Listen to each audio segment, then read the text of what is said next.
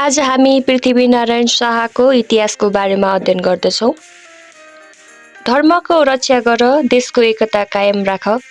दिव्योपदेश पृथ्वीनारायण शाह।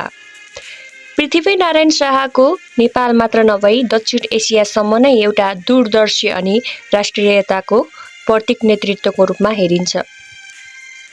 राष्ट्र निर्माताका रूपमा फ्रान्सका नेपोलियन बोनापार्ट, इटालीका जुसेप गरिबाल्डी, अमेरिकाका जर्ज वाशिङटन, जर्मनीका बिस्मार्क जस्तै नेपालमा पृथ्वीनारायण शाह रहेका छन्।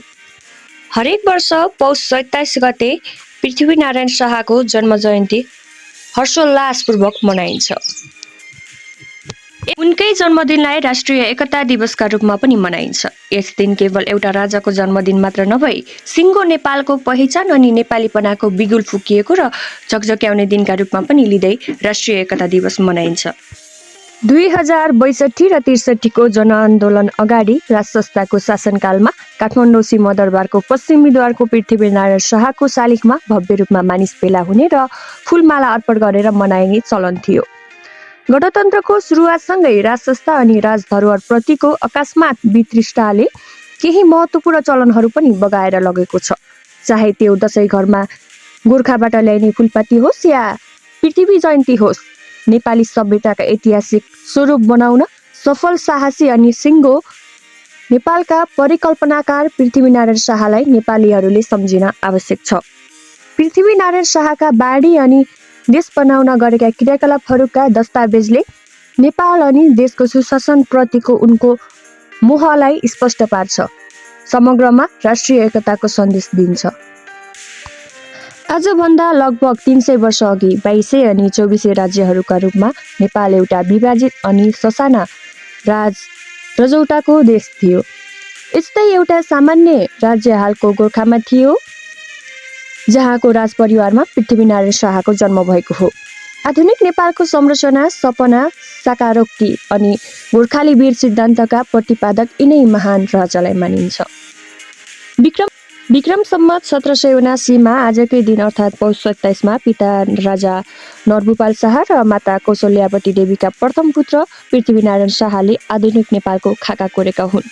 पृथ्वीनारायण शाहको पालामा हालको भारत अधीन रहेको तत्कालीन पन्जाबदेखि सिक्किमसम्म नेपाली भूभाग रहेको र आजको वर्तमान आधुनिक नेपालको खाका कोर्ने यिनै राजाले नै गोर्खामा देशको काठमाडौँको सपनालाई सिङ्गो नेपालमा रूपान्तरण गर्दै नेपालमा शाह वंशको इतिहासको नयाँ आयाम पूर्वाभाव गरेका हुन्। विक्रम सम्वत 1831 मा मृत्यु भएका यी दूरगामी शासकका छोरा प्रताप सिंह लगायत क्रमशः शाह सन्ततिका शासकहरूले विक्रम सम्वत 2063 को जनआन्दोलनको माग अनुरूप शासन सत्ताबाट अपदस्थ गराई गणतन्त्रात्मक नेपाल स्थापना गराएका थिए।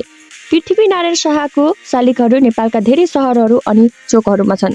प्राय चोरौलामाथि उठाएर उभिएका स्वरूपमा देखिने यिनको शालिग तथा तस्बिरले नेपाली जनलाई सदैव एकताको शिक्षा दिइरहेको छ। काठमाडौँ र गोर्खा बीचमा पर्ने नुवाकोट भूभागलाई जितेर काठमाडौँ छिरेका यिनले काठमाडौँको उत्तरपट्टि रहेको चन्द्रगिरी डाँडाबाट जब काठमाडौँको खाडललाई नियाले, त्यस छेड काठमाडौँको सौन्दर्यताले पृथ्वीनारायण शाहलाई लालायित बनाएको थियो।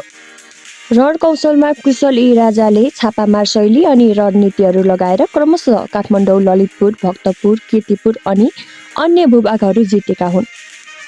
परराष्ट्र मामिलामा पनि यिनको कुशल कूटनीति बडो रोचक र प्रेरणादायी छ। 18औं र 19औं शताब्दीको अन्तर्राष्ट्रिय राजनीति हेर्ने हो भने पनि अहिलेका विशाल विभिन्न देशहरू त्यसै समयमा एकीकृत भएका देखिन्छन्। ससाना राज्य, शासक, कबिला अनि समुदायबाट एउटै देशको छानाभित्र सबैलाई ल्याउन युद्धहरू त्यस बखत विश्वभरि नै भएका थिए। चीन, जर्मन अनि इटाली लगायतका देशहरूको पनि एकताका कथाहरू हाम्रो नेपालको भन्दा फरक छैनन्। यस हिसाबले विकास अनि राष्ट्रिय एकतामा सँगसँगै दौड सुरु गरेको नेपाल, जर्मन, इटाली अनि चीन लगायतका देश तुलना गर्दा आज नेपाल भने विकास, समृद्धि अनि सरकारको ठूलो खाडलको सामना गरिरहेको छ। घुस लिने र घुस दिने दुवै राष्ट्रका शत्रु हुन्। नेपाल दुई ढुङ्गा बीचको तरुल हो। यस्ता दिव्योपदेशका दूरगामी तथा अर्थपूर्ण सरल परिभाषा अहिले पनि उत्तिकै सान्दर्भिक छन्। पृथ्वीनारायण शाहको कुरा गर्दा यिनका साहसी सेनानीहरू कालु पाण्डे लगायतलाई इतिहासले बिर्सन हुँदैन। कीर्तिपुर युद्धमा पृथ्वीनारायण शाहका दाहिने हात मानिएका कालु पाण्डेले वीरगति प्राप्त गरेका थिए। अन्त्येष्टि पश्चात ससम्मान काठमाडौँको थानकोट नजिक इन्द्रदहमा उनको समाधि अझै पनि त्यही ठाउँमा रहेको छ।